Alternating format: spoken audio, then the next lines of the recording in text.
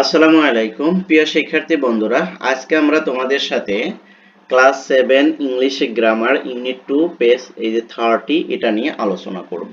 ওকে, এর আগে কিন্তু আমরা তোমাদের জন্য অসংখ্য ভিডিও এই চ্যানেলে আপলোড করে রেখেছি তোমাদের এই ক্লাসের।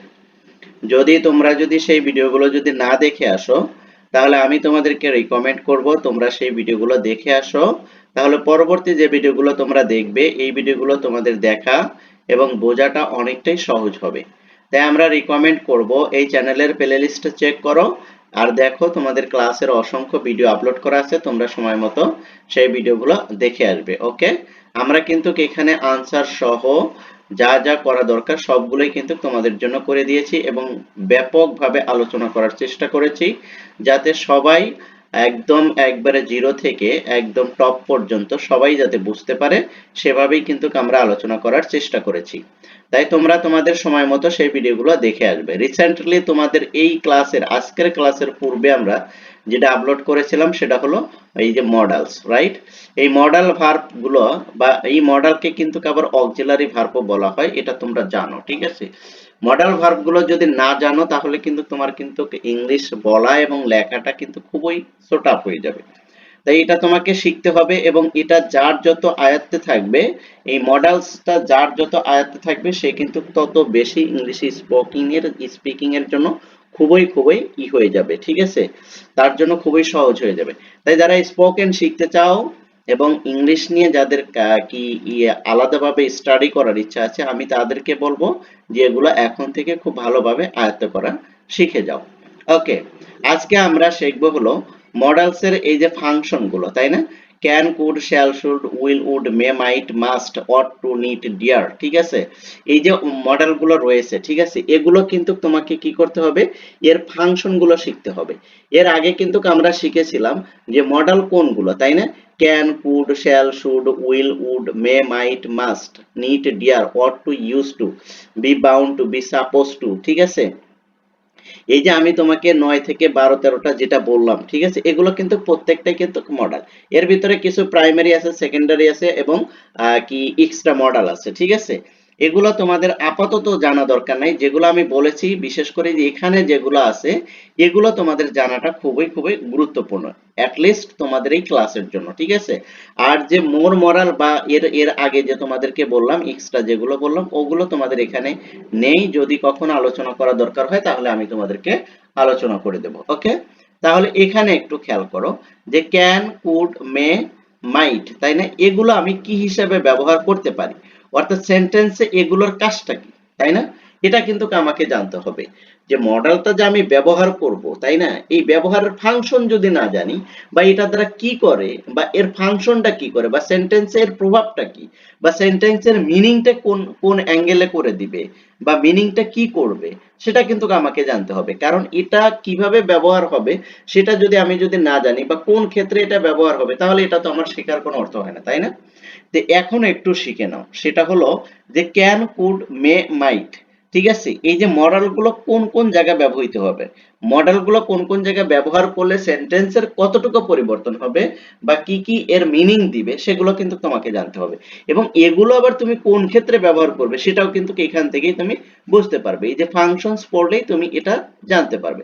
তাহলে দেখো, আমরা যদি প্রথম থেকে বলি, ক্যান, কুড, মে, মাইট, তাই না?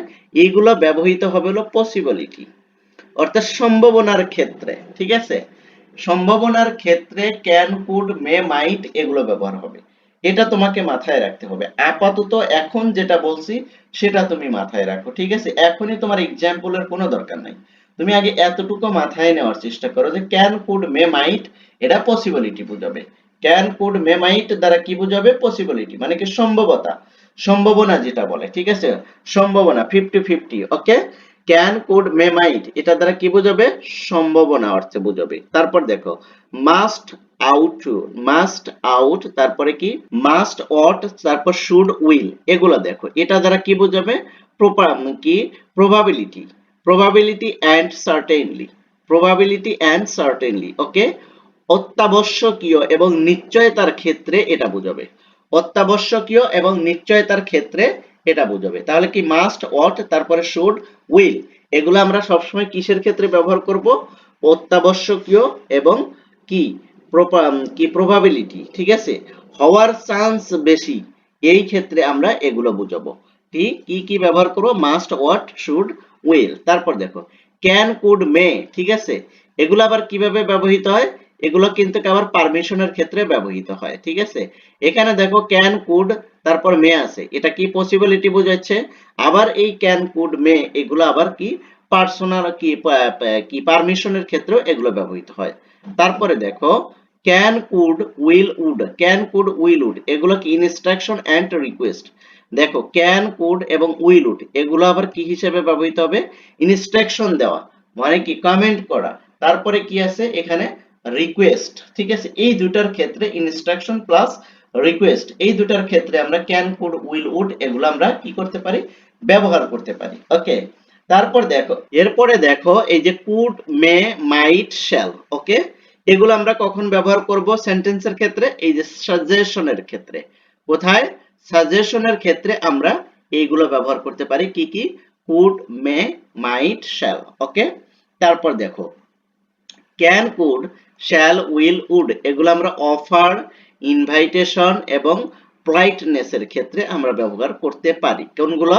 Can, could, shall, will, would এগুলো দেখবে একটা অফার, আর একটা কি ইনভাইটেশন, কাউকে কখনো যদি নিমন্ত্রণ জানাও, আমন্ত্রণ জানাও, আর হলো পোলাইটনেস এবং ভদ্রতার ক্ষেত্রে, অতি নমনীয়তার ক্ষেত্রে আমরা এই সেন্টেন্সের ভিতরে এই শব্দগুলো ব্যবহার করতে পারি। অর্থাৎ এই মডেলগুলো আমরা কি করতে পারি? ব্যবহার করতে পারি।